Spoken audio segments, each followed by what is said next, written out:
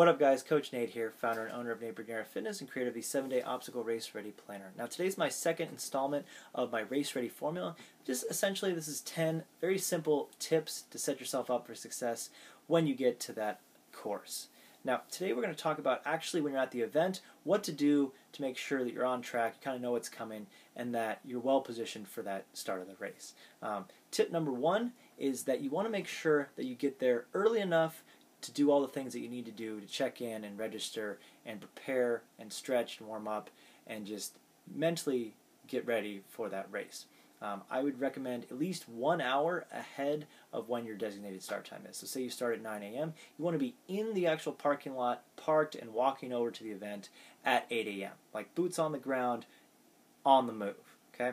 So this is a little bit more difficult for a lot of people to do, especially if you're in a larger group, but it's going to pay you dividends because you're not stressed out. You're not going to have cell phone reception when you get there. It's going to be really difficult to coordinate with everybody, so don't rely on coordinating with everybody when you're at the event. Make sure you've planned this out ahead of time, and just make sure that you're there early. And you're going to need 4 specific things. You're going to need a bag to put all your belongings in, because the actual parking lot is oftentimes a mile away from the starting point. You're going to need a $20 in cash, because the parking is going to be $10 and the bag check is going to be $10. You're going to need your ID to make sure that they can identify you with your ticket, and then you need your racing ticket, which is what got emailed to you when you bought the actual ticket, and it usually has a barcode on it that can be scanned. Okay, those are the 4 things you need. So be okay with coming early. That's the first tip. And the second tip is that when you get there, there's a lot going on, so you really need to plan a meetup spot and make sure you're hitting the right spot in that area. You're all hitting the right spot at the right time. Okay, so when you finish the course, oftentimes there's a race tent that shows what your results are on an iPad or something. That's one of the best places to meet up at, because it'll have the results. Everyone naturally goes there, and it's kind of a natural funnel for racers, so everyone's going to have to pass through that tent, and that's the best way to find all of your friends. So just coordinate with them that you're going to meet them at the finish line there, and that's where everyone's going to meet before you go back to the car. Because if you meet at the car, somebody doesn't have the keys, and then it's just this wild goose chase of running all over the place trying to find your friends. And you just don't want that. You don't want to have to deal with that level of running all over the place. So step 2 is hit the right spot. Make sure you plan that meeting spot. Make sure that you've also agreed to how you're going to run the race. Are you all helping each other? Are you running as a team, running at the same pace? Or are you going to kind of go off on your own, going to just meet up at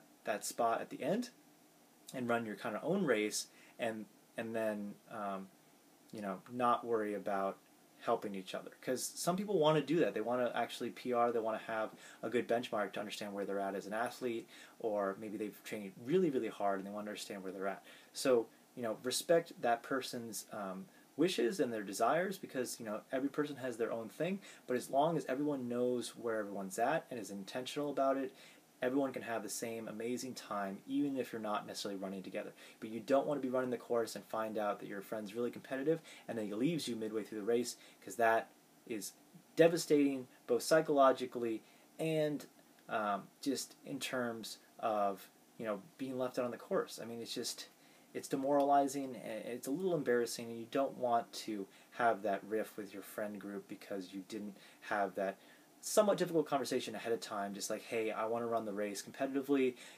I'll meet you at this point, let's coordinate, right? That's a better option than just blowing off your friend and just ditching him, okay? Just make the time to have that conversation. And the third tip is you want to run your own race, okay? Slow and steady wins the race. That's what you need to remember. It's the tortoise, not the hare. When you first start off, one of the biggest mistakes that I see people making is they just tear off into the course at the beginning. I mean, like full speed, just that's the ego thing again, right? Like, I was a D1 athlete back in college. I can take this course on, but I haven't run in 10 years, right? Don't do that.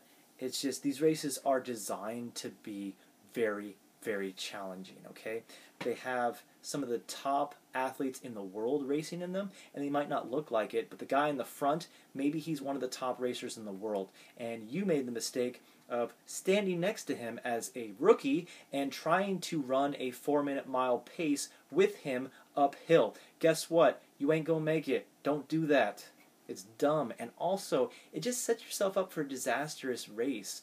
Not only like physically, but psychologically. You don't want to do anything after that. Your heart rate's spiked, your body's shutting down, you're cramping up.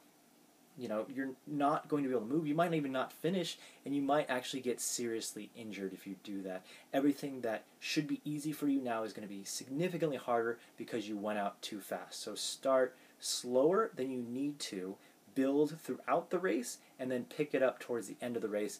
That is some of the best racing advice I can ever give you, and it's actually something that you really need to learn the discipline of how to do psychologically, because you're going to be really excited, you're going to be amped up, and you're not going to notice that you're running a lot faster than you should be at the start of the race.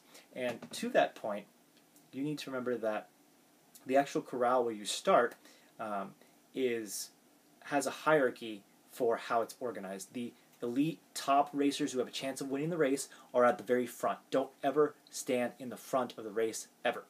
That is the position that's earned for the top racers in the world, and it's earned through execution, through winning races, and unless you have a chance of winning the race, don't even consider standing in the front of that pack, okay?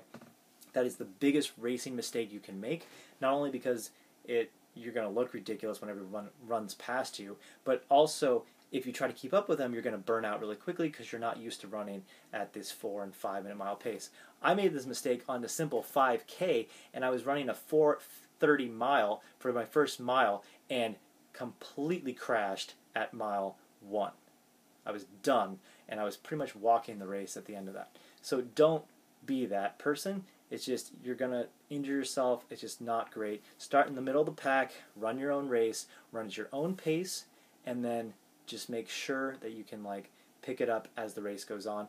Pick one person in front of you that started in front of you, and then pick them off at mile 1 to 2 after you've established a pace. That's what better runners, better racers do. So the third tip is slow and steady wins the race. Right? Now, if you're really interested in going a little bit deeper into these topics, I have that 7-day race planner that I've been talking about. Message me, drop in that comment section below, tell me you're interested, and we can set up a time to drop on a call and really dive deeper into that program. So I hope to see you in that program and out there on the course, and happy racing, guys.